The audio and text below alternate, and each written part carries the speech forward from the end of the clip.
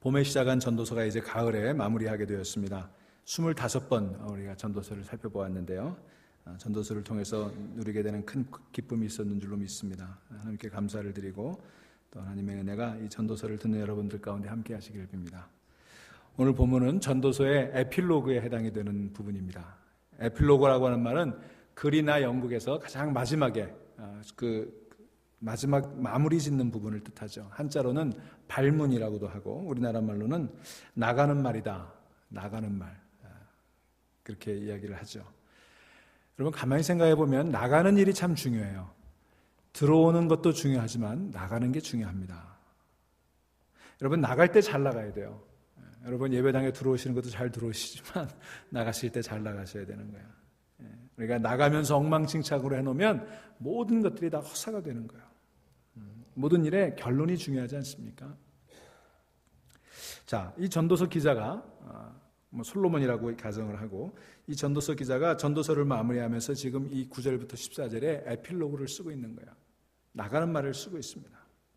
저는 이것을 보면서 우리도 우리 삶의 에필로그를 어떻게 써야 될 것인가 한번 생각해 보기를 원합니다.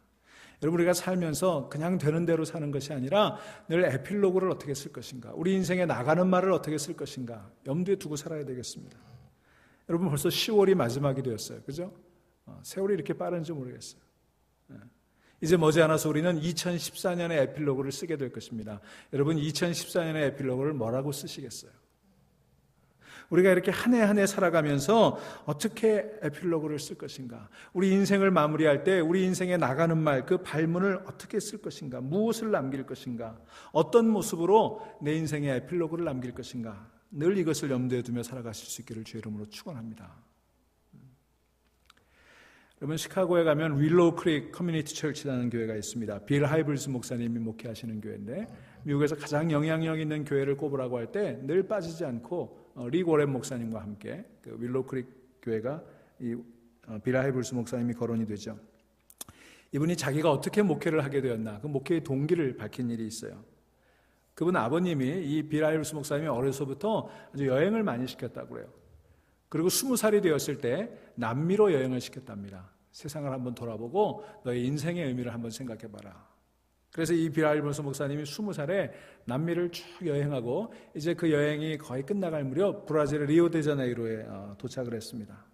이제 힘들고 고된 여행이 다 끝났기 때문에 그가 이제 좀 휴식도 하고 여행도 정리할 겸 그 코파카바나 비치라고 하는 유명한 비치가 있죠. 거기에 전망이 좋은 괜찮은 호텔에 가가지고 이제 식사를 하면서 마지막 여행을 정리하고 마무리하고 그런 시간들을 가졌는데, 그때 거기에 코파카바나 비치가 보이는 그 정말 멋있는 호텔에서 그 해변을 바라보면서 이렇게 식사를 하는데 그 옆에 노 부부가 앉아 있더래요. 그렇게 대화를 하는 것을 우연히 듣게 되었는데 그 노 부부의 대화 내용이 이런 것이었습니다. 여보, 우리가 그동안 참 열심히 살아왔어. 정말 먹을 것도 안 먹고 하고 싶은 것도 안 하고 그렇게 열심히 살아서 이제 그 고생을 했는데 이렇게 멋진 휴가를 보내게 되니까 너무나 행복하지. 그러면서 대화를 하더라는 것입니다. 그 말을 들으면서 이 빌 하이블스 목사님이 굉장히 충격을 받았어요. 평생 먹지도 않고 쓰지도 않고 고생해서 겨우 노년에 그 코파카바나 비치가 바라보이는 호텔에서 휴가를 즐기는 것이 가치 있는 일인가? 물론 여러분 노년이 되어서 이런 여유를 즐길 수 있는 건 좋아요. 그게 나쁘다는 게 아니라 그것이 과연 인생의 궁극적인 목표인가? 그걸 위해서 먹을 거 안 먹고 입을 거 안 입고 고생하고 그럴 만한 가치가 있는 걸까? 이 빌 하이블스 목사님이 거기에 충격을 받고 이제 숙소로 돌아와서 하나님 앞에 무릎을 꿇고 기도했어요. 하나님, 내 인생이 정말 평생 고생만 하다가 노년에 그렇게 모은 돈 가지고 코파카바나 비치를 바라보며 밥 먹는 그걸로 끝나지 않게 해주십시오. 정말 의미 있고 가치 있는 일을 하는 그런 인생이 되게 해주십시오. 여러분, 저는 미국에 와서 목회하면서 종종 이런 경우들을 보게 됩니다. 우리 민자들도 열심히 살아가죠. 열심히 사는 것까지는 좋지만 그 열심히 사는 것의 의미와 가치와 방향은 무엇입니까? 우리는 무엇을 위해서 열심히 살아가고 있습니까? 무엇을 위해 고생하고 있습니까? 우리의 인생이 그렇게 고생해서 마지막 에필로그를 무엇으로 쓸 것입니까? 우리의 에필로그가 그저 코파카바나 비치가 보이는 좋은 호텔에서 밥 한 끼 근사하게 먹고 그 풍경을 바라보는 것으로 우리 인생을 끝낼 작정이십니까? 제가 본 어떤 부부는 일찍 은퇴해서 편안한 삶을 살겠다고 지금 열심히 일해요. 부부가 이제 공장에를 다니는데 2교대로 일을 해요. 서로 쉽트를 바꿔가지고 일하면 페이가 더 좋으니까. 그래서 부인은 낮에 일하고 남편은 밤에 일하고 아이들 돌봐야 되니까 교대로 일합니다. 부부가 만날 시간이 없어요. 그래서 왜 그렇게 힘들게 일하냐 그랬더니 빨리 이렇게 돈 모아가지고 은퇴하고 싶어서 그렇게 한다는 거예요. 여러분, 그렇게 부부가 젊은 시절에 남자는 밤일, 여자는 낮일 하면서 얼굴 제대로 먹지 못하고 그렇게 돈 모아서 노년에 늙은 두 부부가 뭐 하겠다는 겁니까? 물론 자기들 나름대로 목적도 있고 계획도 있겠지만 제가 그 모든 것들을 다 알지 못하니까 그렇게 쉽게만 얘기할 수는 없겠습니다만, 과연 그렇게 해서 부부가 얼굴도 마주하지 못하고 그렇게 해서 조금 일찍 은퇴하면, 한 5년 일찍 은퇴하면 그 노년의 삶이 행복할까 생각해 봤어요. 사랑하는 여러분, 우리 인생의 목적은 무엇입니까? 우리가 두고 있는 가치는 무엇이고, 우리 삶의 의미는 무엇이고, 우리는 정말 정향도 없이 방향도 없이 살아가는 그런 인생은 아닌가요? 여러분, 우리가 인생을 마치고 에필로그를 쓸 때 무엇을 쓸 것인가? 여러분, 평생 뼈 빠지게 일해서 말년에 코파카바나 해변에서 휴가를 즐겼습니다. 너무 행복합니다. 이것이 우리 인생의 에필로그가 될 것인지, 여러분, 이것들을 늘 생각하며 살아가실 수 있기를 주의 이름으로 축원합니다. 자, 솔로몬이 이제 이 에필로그를 쓰면서 오늘 9절부터 본문을 이야기하고 있는데, 자, 이 솔로몬은요, 이 전도자는 사실은 이 앞에 부분까지, 특별히 11장까지 굉장히 솔직하게 자기 자신을 드러내고 있어요. 자기의 고민, 자기의 아픔, 자기의 실패, 이런 것들, 취약점, 허물, 이런 걸 다 그대로 드러내고 있어요. 이거 쉬운 거 아니죠. 그렇게 11장까지 자신의 고민과 고뇌와 의심을 가감없이 드러냈던 솔로몬은 마치 이것을 일기 써 나가듯이 쓰고 있어요. 일기 써 나가듯이.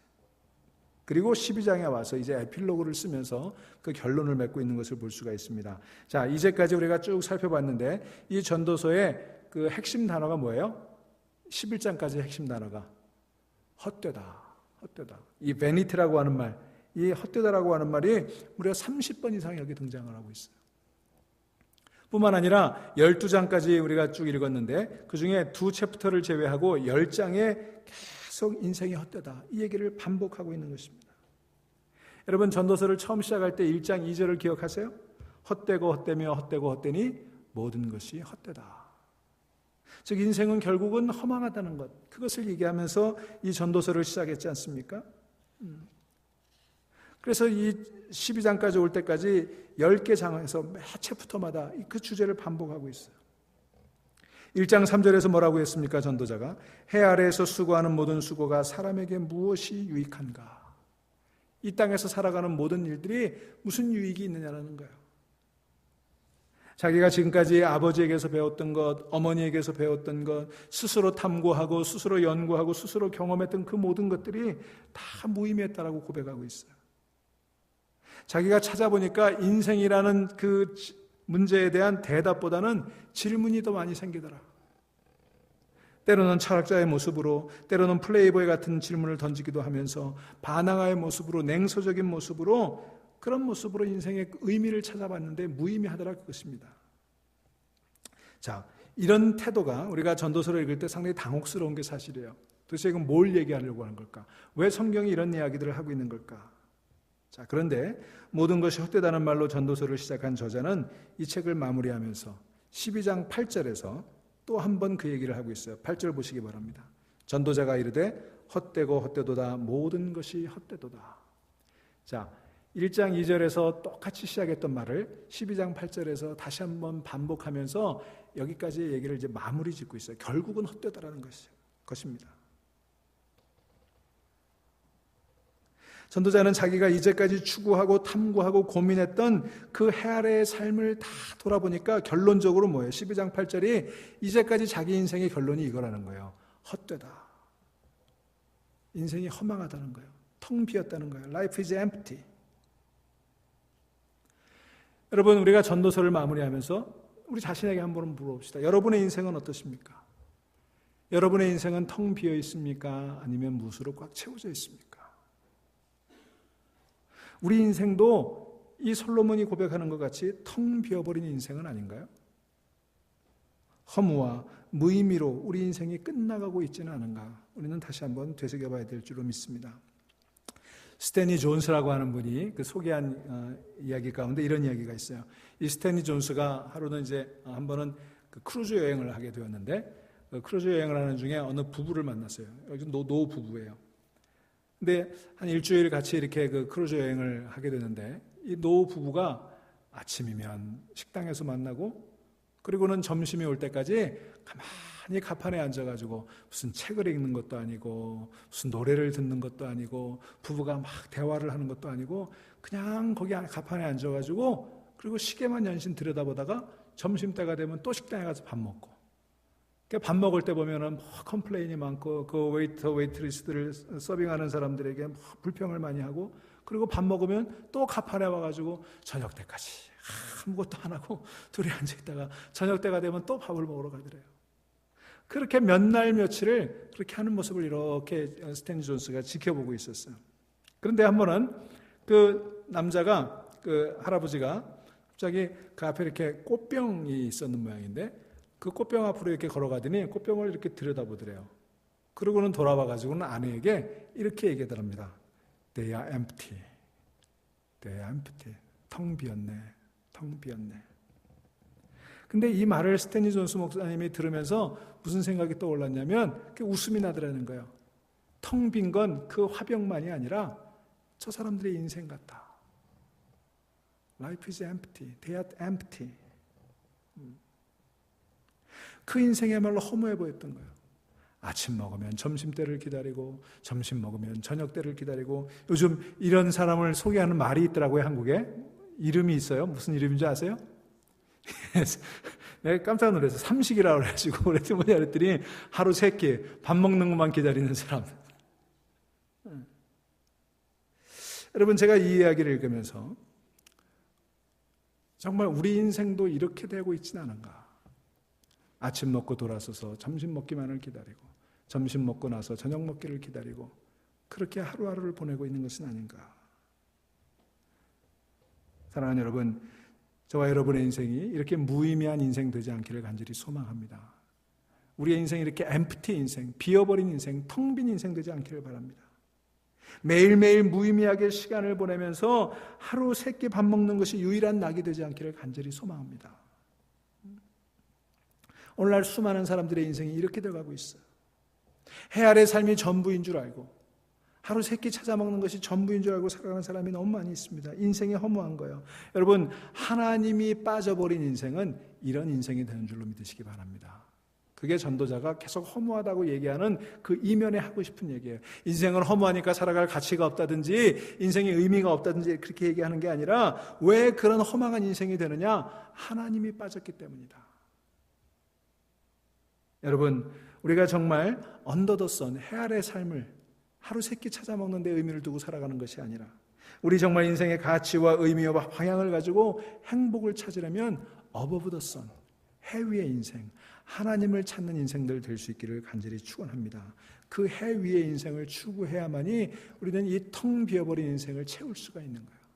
여러분, 하나님 말고는 우리의 인생을 채울 수 있는 분이 없는 줄로 믿으시기를 바랍니다. 돈으로도 채워지는 게 아니에요. 쾌락으로도 채워지지 않는 거예요. 권력으로도 채워지지 않는 거예요. 여러분, 바로 이것이 솔로몬이 이 에필로그에서 말하고자 하는 바예요. 자, 이제 본론을 좀 더 살펴보도록 하겠습니다. 9절 말씀 보시겠습니다. 전도자는 지혜자이어서 여전히 백성에게 지식을 가르쳤고 또 깊이 생각하고 연구하여 잠언을 많이 지었으며. 자, 이것은 전도자가, 이 솔로몬이 자기 자신의 삶을 돌아보고 있는 거예요. 그러면서 아주 자기 고백적인 이야기를 하고 있는 것입니다. 여러분, 이게 굉장히 중요한 거예요. 이 전도서가 그저 인생이 허망하다는 얘기로 끝나지 않는 것은 이 전도자가 그 모든 일의 끝에 자기 자신을 비춰보고 있다는데 그 가치가 있는 거예요. 여러분, 자신을 거울 앞에 세우는 사람의 인생은 의미 있는 인생인 줄로 믿으시기 바랍니다. 우리가 늘 우리를 거울 앞에 세워야 되는 거예요. 자기를 거울 앞에 세우지 않을 때 그 인생이 위험한 인생이 되는 것입니다. 거기 위기가 오는 거예요. 여러분, 우리가 조금만 방심하면 나를 거울 앞에 세워야 되는데 자꾸 누구를 세워요? 다른 사람을 세우잖아요. 다른 사람을 바라다보고 현미경으로 들여다보고 망원경으로 들여다보고 간섭하려고 그러고 비판하려고 그러고 정죄하려고 하고. 여러분, 이게 어리석은 사람의 인생이에요. 여러분들 자기 자신을, 정말 지혜로운 사람은 끊임없이 자기 자신을 거울 앞에 세우는 사람인 줄로 믿으시기를 바랍니다. 하나님 말씀 앞에 자기를 비춰보는 거예요. 제가 생명의 상 성경 공부하면서 여러 번 강조했죠. 성경은 나를 비춰보는 거울이다. 성경은요, 2000년 전, 3000년 전에 이스라엘에 살았던 사람들의 이야기가 아니에요. 그 속에서 나를 볼 수 있어야 되는 거예요. 나를 비춰보는 거울이다. 여러분, 내가 성경을 읽을 때 성경도 나를 읽어야 되는 거예요. 내가 성경을 읽는 주체일 뿐만 아니라 성경이 나를 읽어야 되는 거예요. 내 모습이 드러나야 되는 거예요. 여러분, 그래서 성경에 나를 비춰볼 때 나를 알게 되고 나를 극복하게 되는 것입니다. 이게 참된 지혜자의 인생이에요. 여러분, 성경 말씀에 자기를 비춰볼 수 있기를 주의 이름으로 축원합니다. 자, 9절에 보시면 그가 또 뭐라고 얘기합니까? 깊이 생각하고 연구하여 그랬어요. 여러분, 우리가 필요한 게 무엇입니까? 말씀을 깊이 묵상하고 연구하는 일이 필요해요. 우리 교회와 우리 성도들이 해야 될 일들이 많이 있겠지만 저는 특별히 우리가 이 말씀에 깊이 들어갔으면 좋겠어요. 여러분, 오늘날 교회의 위기가 왜 오는가? 여러분, 말씀에 깊이 뿌리내리지 않기 때문에 그래요. 교회가 하는 일들은 참 많은 것 같지만 그러나 말씀 위에 세워져 있잖아요. 말씀의 토대가 취약하니까 교회가 자꾸 다른 길로 가는 거예요. 여러분, 저는 여러분과 제가 말씀을 깊이 연구하고 묵상하는 자세를 가졌으면 좋겠어요.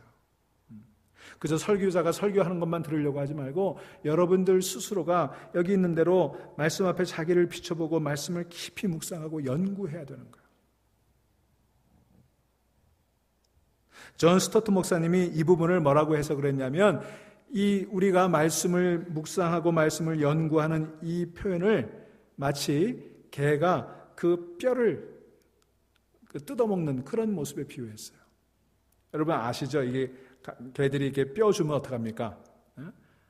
아주 어떻게 그렇게 다 한 점도 남기지 않고 아주 하얗게 뼈가 드러나도록 그렇게 뜯어먹잖아요. 우리가 말씀과 그렇게 씨름해야 된다는 거예요. 그 뼈를 하나 들은 개는요, 얼마나 거기에 집중하는지 몰라요. 우리가 말씀에 그렇게 집중해야 된다는 거예요. 속속들이 그것을 깨달아야 된다는 거예요.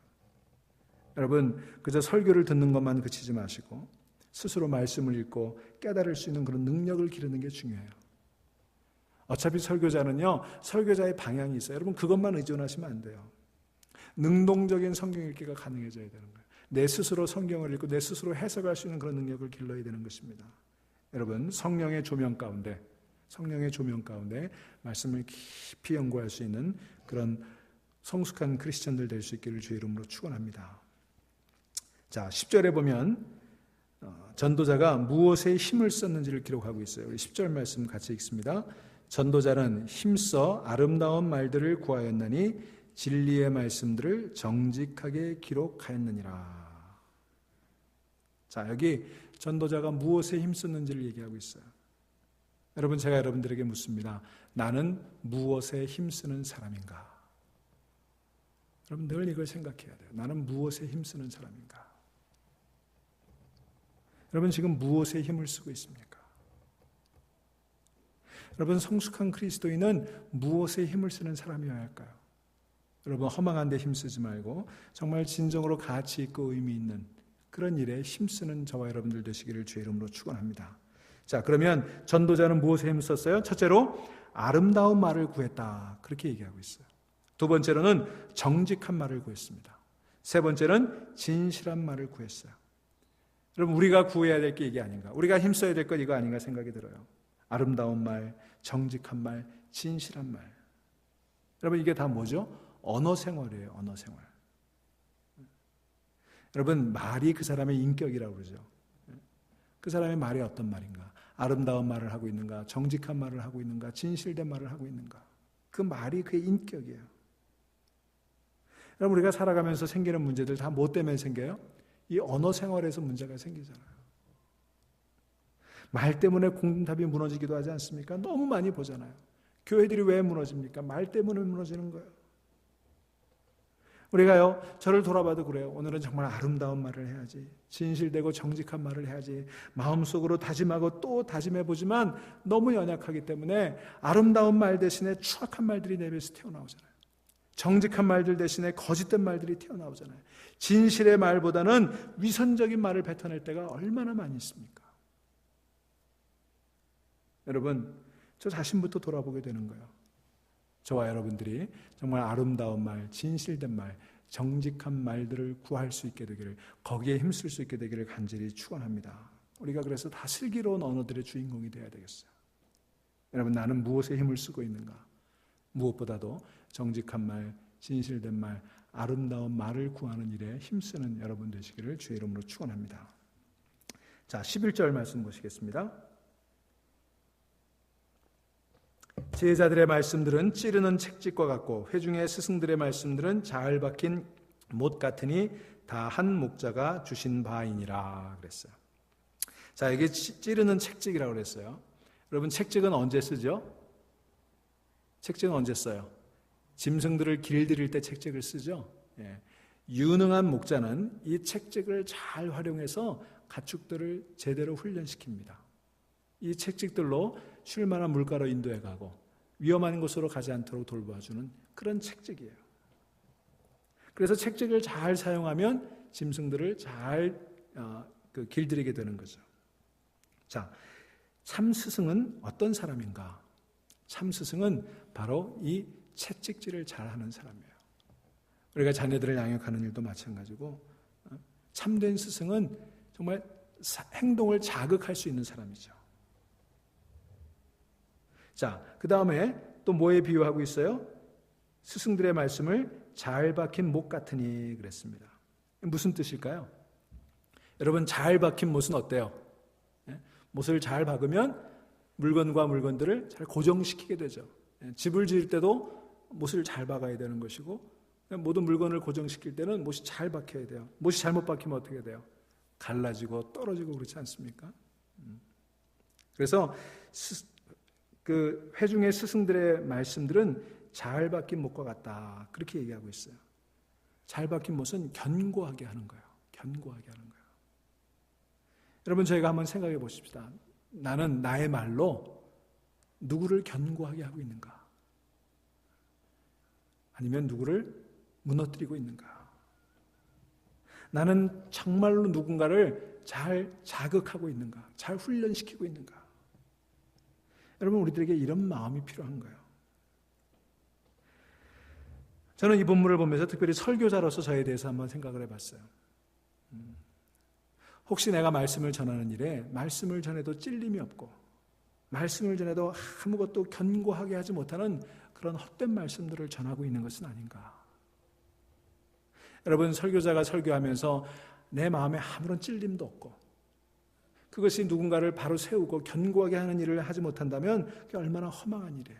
좋은 얘기 많이 하고 좋은 정보 많이 전해도 그것이 사람들을 온전한 길로 인도하지 못하고 그리고 견고하게 세워내지 못한다면 그건 다 헛된 말 아니겠습니까? 저는 특별히 이 말씀을 보면서 설교자로서 제 삶을 많이 반성해 봤어요.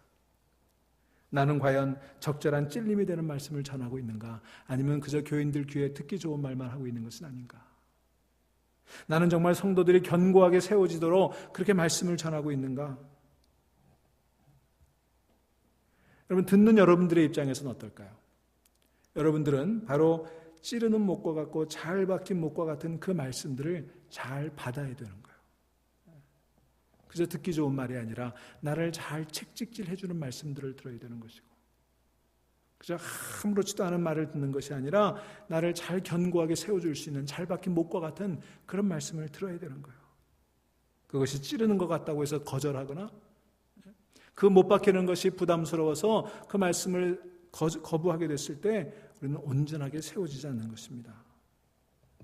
아무쪼록 우리 교회는 말씀을 전하는 저나 말씀을 듣는 여러분이나 찌르는 목과 같고 잘 박힌 목과 같은 그런 말씀을 전하고 그런 말씀을 들을 수 있는 그런 아름다운 관계들이 만들어질 수 있게 되기를 주의 이름으로 축원합니다.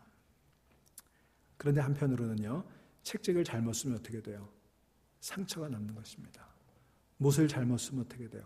상처만 남게 되는 거예요. 그러므로 가르치는 자나 듣는 자들이, 또 여러분들도 듣기만 하는 자는 아니고 가르치는 분들이잖아요. 목자들도 계시고 선생님들도 계시고 또 여러분들 스스로가 자녀들을 가르치기도 하고, 정말 우리가 말할 때나 들을 때나 찌르는 목과 같고 잘 박힌 목과 같은 그런 말씀들을 전하고 듣는 그런 마음의 자세를 가질 수 있게 되기를 간절히 소망합니다. 자, 이제 12절 말씀 보겠습니다. 내 아들아, 또 이것들로부터 경계를 받으라. 많은 책들을 짓는 것은 끝이 없고 많이 공부하는 것은 몸을 피곤하게 하느니라. 이 말씀을 읽고 좀 당황스러웠어요. 이 말씀을 누가 좋아할 것 같으세요? 학생들이 좋아할 것 같아요. 그러니까 절대로 아이들에게 이 말씀 믿게 하면 안 되는 거예요. 네. 아무튼 여러분, 우리가 성경을 읽다 보면 여러 가지 말씀들이 있어요. 그래서 우리 잘 읽어야 돼요. 근데 이상하게 성도들 가운데도요, 하여튼 이런 것만 골라 읽는 분들이 있어요. 술 좋아하는 분들은 술 취하지 말라, 이런 것만 찾아내요. 목사님, 술 취하지 말라고 그랬죠. 언제 술 먹지 말라고 그랬습니까? 이렇게 항변하는 분들이 있어요. 남편들은요, 다른 말씀 다 빼놓고 뭐 해요? 아내들아, 남편에게 복종하라. 이것만 붙들고 그냥 주야로 묵상하는 사람들이 있어요. 또 아내들은 어떻습니까? 남편들아, 아내 사랑하기를 주님께서 교회를 사랑하신 듯이 해라. 자꾸 우리는 자기 좋아하는 구절만 찾아가지고 그냥 출처는 그것만 외워요. 내 아들아, 또 이것들로부터 경계를 받아라. 많은 책들을 짓는 것은 끝이 없고 많이 공부하는 것은 몸을 피곤하게 하느니라. 아이, 피곤하지 말고 그냥 일찍 자자. 아이들이 이거 읽으면 큰일 나는 거예요. 자, 이 말씀의 뜻이 뭘까 생각해 봤어요. 여러분, 뭐 같으세요? 무슨 뜻으로 한 것 같으세요? 아니, 공부하지 말아라. 책 귀찮고 뭐 눈 아프고 머리 아프니까 읽지 말아라. 그런 얘기예요? 자, 저는 뭐 잘 모르겠어요. 이 말씀이 여기 나왔는지. 두 가지 정도 의미가 생각이 되는데, 첫째는요, 이런 생각을 해봤어요. 뭐 이 본문하고 맥락이 좀 맞을지 어떨지는 모르겠지만, 여러분, 감리교회 창시자 존 웨슬레를 아시죠? 이 존 웨슬레를 가리켜서 책 한 권의 사람이다, 이런 얘기를 합니다. 그 책 한 권의 사람이라는 의미가 뭘까요? 여러분, 그가 얼마나 성경을 소중히 여기고 성경에 뿌리 내리고 있었는가, 그것을 나타내주는 표현이 한 책의 사람이다, 그런 표현이에요. 그런데 이 웨슬리는 그러면 평생 성경책만 읽은 사람이었느냐? 절대로 그렇지 않아요. 웨슬리는 책을 많이 읽은 사람이에요. 그가 책을 얼마나 많이 읽었는지 이 말을 타고 가면서도 책을 읽어가지고 목적지를 지나서 그냥 한없이 갔던 그런 일화들도 있는 사람이에요. 그러니까 이 말은, 이 한 책의 사람이란 말은 책 한 권만 읽고 뭐 성경책만 읽고 그랬다는 말이 아니라 그는 많은 책들을 통해서 정말 성경을 제대로 읽을 수 있는 그런 안목을 얻었다는 거예요. 여러분, 우리가 많은 책들을 읽지만 그러나 그 모든 책들은 뭘로 귀결될까요? 하나님의 말씀으로 귀결되는 거예요. 그래서 모든 책이 결국은 성경으로 귀결된다. 여러분, 저는요, 우리 성도들이 책을 많이 읽었으면 좋겠어요. 여러분, 책 많이 읽으시기를 주의 이름으로 축원합니다. 그러면서 정말 성경 말씀을 귀중히 여겨서 다른 책들을 통해서 안목이 열리고 책을 읽는 어떤 그런 능력이 배양되면서, 그러면서 하나님 말씀을 제대로 읽을 수 있는 그런 안목이 열렸으면 좋겠어요. 여러분, 엊그제가 종교개혁주일이었죠. 종교개혁주의를 주도했던 사람이 누구예요? 마르틴 루터입니다. 근데 그 마르틴 루터가 종교개혁을 하면서 세 개의 캐치프레이즈가 있었어요. 뭐죠? 오직 믿음, 오직 은총, 오직 성경, 그랬어요. 그런데 마르틴 루터가 종교개혁을 이끌어갈 수 있었던 능력이 어디서 나왔느냐? 그가 하나님 말씀을 제대로 이해하고 제대로 볼 수 있는 안목이 있었기 때문에 그래요. 그가 오직 성경 그랬는데, 오직 성경 그랬으니까 그는 성경책 외에 다른 책을 안 읽었을까요? 루터 역시 방대한 인문학적 지식을 갖고 있었던 사람이에요. 그런 지식이 있었기 때문에 성경을 새롭게, 성경을 제대로, 성경을 깊이 있게 읽을 수 있었고, 그 성경을 제대로 깊이 있게 읽었기 때문에 종교개혁을 제대로 이끌 수가 있었던 것입니다. 여러분, 우리가 성경으로 돌아가야 되겠습니다. 그렇다고 편협하고 왜곡된 성경 해석에 매여서는 안 될 것입니다. 우리가 정말 성경 안으로 돌아가서 성경을 깊이 있게 온전하게 읽을 수 있는 그런 능력을 깨달으시고 책 한 권의 사람들이 다 될 수 있기를 주의 이름으로 간절히 축원합니다. 또 한 가지 이 말씀을 저는 이렇게 해석을 해요. 공부하는 거 너무 좋아하지 말라는 거예요. 무슨 얘기냐 하면 성경을 공부하는 재료로만 생각하는 사람이 있어요. 공부 좋아하는 사람들이 있어요. 성경을 지식의 차원으로만 이해하는 거예요. 정보를 얻고 지식을 얻고 그것이 목적이 되기 쉬워요. 저도 이렇게 보면은 아주 공부하는 거 좋아해가지고 성경 공부한다 그러면 마치 시험 보듯이 그렇게 공부하는 사람들이 있어요. 하지만 여러분, 성경은 우리에게 정보, 인포메이션을 주는 책이 아니에요. 성경은 우리 삶을 변화시키는 트랜스포메이션의 책인 줄로 믿으시기를 바랍니다. 성경을 통해서 지식을 얻으려고 하지 마세요. 성경을 통해서 내 삶이 변화되어야 되는 것입니다. 여러분, 성경을 통해 여러분의 삶이 변화될 수 있기를 주의 이름으로 축원합니다. 자, 이제 13절 같이 읽어보겠습니다. 같이 읽습니다. 시작. 이래 결국을 다 들었으니 하나님을 경외하고 그의 명령들을 지킬지어다. 이것이 모든 사람의 본분이니라. 아멘. 믿으십니까? 예. 아주 단순한 말씀이죠. 하지만 이 구절에 우리 신앙의 모든 정수가 담겨져 있어요. 사람의 본분이 무엇인가? 오늘 설교 제목이에요. 여러분, 우리 인생의 본분이 무엇입니까? 우리가 해야 될 마땅한 일이 무엇입니까? 궁극적인 질문 아니겠어요? 인간으로서, 그리고 그리스도인으로서, 하나님의 사람으로서 나의 본분이 무엇인가? 사람의 본분은 하나님을 경외하고 그 명령을 지키는 것입니다. 믿으십니까? 그게 우리 본분이에요. 여러분, 우리가 본분을 망각하고 살 때가 얼마나 많은지 몰라요. 교회에서도 그렇고 가정에서도 그렇고 직장과 사회에서도 그렇고. 여러분, 본분을 망각하면 사람이 사람답지 못하고 가정이 가정답지 못하고 성도가 성도답지 못하는 거예요. 목회자가 본분을 잃어버리면 목회자답지 못하게 되는 거예요. 여러분, 본분을 잊어버린 사람들이 얼마나 많이 있습니까? 정치인들이 정치인의 본분을 잊어버려요. 대통령이 대통령의 본분을 잊어버려요. 목회자들이 목회자의 본분을 잊어버려요. 지금 이 시대가 본분을 잊어버린 사람들이 얼마나 많은지 몰라요. 이 시대의 모든 문제는 뭐예요? 자기의 본분을 잊어버리는 데 문제가 있는 거예요. 여러분, 사람의 본분이 무엇인지를 다시 한번 되새기는 이 저녁 시간 되기를 주의 이름으로 축원합니다. 뭐라고 그랬어요? 하나님을 경외하고 그 명령을 지킬지어다. 정말 단순한 말씀이죠. 여러분, 신앙생활 복잡한 거 아니에요. 이게 우리 본분이에요. 하나님을 경외하고 그 명령을 지킬지어다. 심플하죠. 우리가 이것을 굳게 믿고 이대로 살아가면서 이것을 선포할 수 있게 되기를 간절히 소망합니다. 우리가 복잡하게 이것저것 얘기하고 무슨 신학자들이 어려운 얘기하고 하지만 여러분, 다 무슨 얘기예요? 하나님을 경외하고 그 명령을 지킬지어다. 여러분, 이거 꼭 기억하고 돌아가시기를 바랍니다. 우리 한번 따라해 봅시다. 하나님을 경외하고 그 명령을 지킬지어다. 사람의 본분이 뭐예요? 하나님을 경외하고 그 명령을 지킬지어다. 결국 우리 신앙은 여기로 귀결되는 거예요. 왜 그래야 됩니까? 그 이유가 14절에 있어요. 우리 같이 읽습니다. 14절 시작. 하나님은 모든 행위와 모든 은밀한 일을 선악간에 심판하리라. 믿으십니까? 예. 여러분, 하나님께서 우리의 모든 일을 심판하신다는데 우리의 소망이 있어요.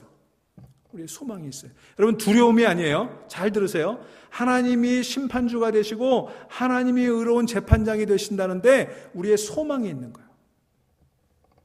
여러분, 하나님이 심판주이시기 때문에 우리는 어떤 어려움을 당하고 어떤 억울한 일을 당해도 하나님께서 마침내 바르게 하실 거라고 믿는 거예요. 거기 우리 소망이 있어요. 여러분, 우리가 세상 살아가면서 해결되지 않는 문제들이 많이 있죠. 억울한 일들이 많이 있죠. 답답한 일들이 얼마나 많이 있습니까? 여러분, 그런데 우리 인생은 그렇게 억울한 일 당하고 답답한 일 당하고 정말 황망한 일을 당하는 것으로 끝나지 않습니다. 의로운 재판장 되시는 하나님이 그 모든 일을 바르게 하실 것입니다. 내가 이 땅에서 당했던 모든 억울한 일들 하나님께서 바로 잡으실 거예요. 여러분, 이런 믿음 가지시기를 주의 이름으로 축원합니다. 그러니 이 땅에서 해결하지 못했다고 해서 여러분 억울해하지 마세요. 마음에 분을 품지 마세요. 하나님이 바르게 하실 거예요. 우리 인생은 여기서 끝나는 인생 아니잖아요. 우리 인생은 헤아릴 인생이 전부가 아니잖아요. 여러분, 심판자 하나님이 마침내 모든 것들을 바르게 하실 것이다. 이것을 믿으면서 어떤 고난도, 어떤 역경도, 어떤 아픔과 상처도 이겨내시는 그런 믿음의 사람들 되시기를 주의 이름으로 축원합니다. 하나님을 경외한다는 게 뭘까? 여러분, 하나님을 무서워할 때 세상의 다른 것들을 무서워하지 않는 줄로 믿으시길 바랍니다. 그런데 하나님을 무서워하지 않으면 세상의 다른 것들을 무서워하게 되는 거예요. 여러분들은 지금 무엇을 두려워하며 살아가고 계십니까? 여러분, 우리는요, 세상 것이 무서워서 하나님에게 달려오는 사람이 되서는 안 돼요. 하나님을 두려워함으로 세상을 두려워하지 않는 사람이 되어야 되는 거예요. 그러면 두려움의 원인이 뭘까요? 여러분, 왜 두려우세요? 우리를 두렵게 하는 원인이 뭘까요? 여러분, 우리 안에 욕심이 있기 때문에 그래요. 두려움의 원인은 욕심이에요. 여러분, 우리가 부유해지고 싶은 욕심이 있기 때문에 가난해지는 게 두려운 거예요. 우리가 높아지는 것에 대한 두려움이 있기 때문에 낮아지는 것을 두려워하는 거예요. 높아지려는 욕심이 있기 때문에 낮아지는 게 두려운 거예요. 우리가 강해지고 싶은 욕심이 있으니까 약한 내 모습이 두려운 거예요. 여러분, 다른 사람의 칭찬에 욕심이 있기 때문에 다른 사람들로부터 비난받는 게 두려운 거예요. 우리 두려움의 모든 배후에는 바로 이 욕심이 있는 거예요. 여러분, 우리가 뭔가를 욕심내게 되면 그 욕심 때문에 두렵게 됩니다. 여러분, 돈에 대한 욕심이 있는 사람은요, 돈 때문에 날마다 두려워요. 그죠? 돈을 모으면 모을수록 두려움이 사라져야 되는데 돈이 많아지면 많아질수록, 권력이 높아지면 높아질수록, 명예가 많아지면 많아질수록 두려워지는 거예요. 그것을 혹시 이루지는 못할까? 그것을 빼앗기면 어떡할까? 두려워하게 하게 되는 것입니다. 그래서 우리가 욕심을 쫓아 살아가면 두려움에 사로잡히게 됩니다. 그러나 욕심을 따라 살지 아니하고 오직 십자가만을 따라 살아갈 때 모든 두려움에서 벗어나 자유하게 되는 줄로 믿으시기를 바랍니다. 그래서 진리가 우리를 자유하게 하는 거예요. 여러분, 사람은요, 두려워하는 것에 매이게 되어 있어요. 묶이게 되어 있어요. 돈을 두려워하면 돈에 묶이고, 권력을 두려워하면 권력에 묶이고, 우리가 하나님을 두려워할 때 하나님에게 매이게 되는 줄로 믿으시기를 바랍니다. 하나님에게 매이게 될 때 하나님의 통치가 내 삶을 지도하게 되는 거예요. 하나님의 통치가 내 삶을 다스릴 때 우리는 거기서 참된 기쁨과 참된 평안과 참 자유를 누리게 되는 것입니다. 이것을 믿으실 수 있기를 주의 이름으로 축원합니다. 우리는 살면서 반드시 무엇인가는 매여 살아가게 돼 있어요. 그렇다면 여러분, 뭐에 매여 살아가실 것입니까? 사도 바울은 감옥에 갇히고 착고에 매였지만 그러나 자기는 오직 그리스도에게 매인 바 되었다고 고백하지 않았습니까? 그러니 그에게 두려움이 없었어요. 그가 감옥에 갇혀 있었지만 두려움이 없었어요. 가난도 핍박도 질병도 감옥도 그를 가둘 수가 없었어요. 왜? 그는 하나님께 매인 사람이었기 때문에. 여러분, 우리가 살아가면서 가정에서도 그렇고 교회에서도 그렇고 하나님만을 두려워하며 살아가실 수 있기를 주의 이름으로 축원합니다. 우리가 처해 있는 환경과 상황이 여하할지라도, 도저히 헤어날 수 없는 것처럼 보일지라도, 길이 없어서 길을 잃어버린 것 같이 방황한다고 할지라도 하나님은 아신다. 하나님은 아신다. 하나님이 심판주이시다. 이렇게 믿고 하나님만을 두려워할 때 하나님께서 그곳에서 길을 내주신 줄로 믿으시기를 바랍니다. 지금은 길이 보이지 않지만요, 하나님께서 길을 만들어 주실 거예요. 믿으십니까? God will make a way where there seems to be no way. 하나님은 전혀 길이 없는 것처럼 보이는, where there seems to be no way, 전혀 길이 없을 것 같이 보이는 그 상황 속에서도 하나님께서는 God will make a way, 길을 만드시는 분이세요. 여러분, 하나님은 광야에 길을 내시지 않았습니까? 바다를 갈라 길을 내시지 않았습니까? 여러분, 그 하나님을 믿으십니까? 그래서 예수님 뭐라고 그러셨어요? 내가 길이요, 길이요. 광야의 길을 내시고 바닷 가운데 마른 땅을 걷게 하시는 하나님, 의로운 심판장 되시는 그 하나님, 그 하나님을 믿으시며 정말 아름다운 가정, 아름다운 교회를 세워가는 저와 여러분들 될 수 있기를 주의 이름으로 간절히 축원합니다. 해 아래의 삶은 허망한 삶 같지만 그러나 하나님을 두려워하고 하나님을 경외하고 하나님 말씀, 하나님 명령을 지키는 그 본분을 다해 나갈 때 모든 허망한 것 같은, 텅 빈 것 같은 우리 인생은 하늘의 은혜로 가득 채워지고 보람있고 복된 인생으로 변화될 줄로 믿습니다. 이 믿음 가지고 승리하는 저 여러분의 인생 되시기를 그래서 아름다운 에필로그, 우리 인생의 발문을 쓸 수 있는 그런 멋진 인생들 되기를 간절히 소망하며 전도서를 가름합니다. 기도하십시다.